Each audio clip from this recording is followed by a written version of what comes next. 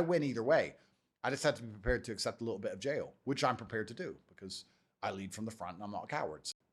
They can also omit text messages. Right? Oh yeah, they can kind of paint of them course, in a certain yeah, way. they can say they can get the one text message where you said "come here, bitch" and say you're horrible, and remove all the ones where you bought her flowers and paid her rent and all. They remove all that. They lie by omission.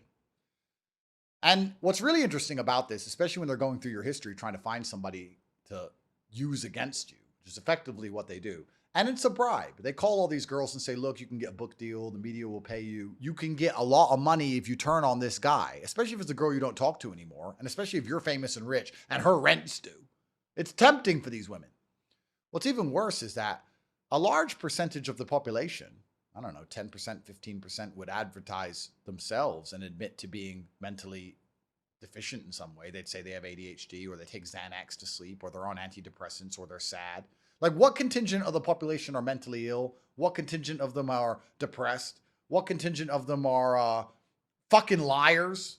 Crazy? Weird? Like, if you call 1,000 people, you're talking to 100 weirdos anyway. You only need one. Look at the one they got Trump with, Trump-Carroll. She's lost her mind. So once they decide to use a sexual crime to damage your reputation, once they understand it's absolutely subjective, and then once they understand they can lie by omission, they only need one idiot to ruin your life. You don't need to have even had sex with women. You could just been in the same room as them.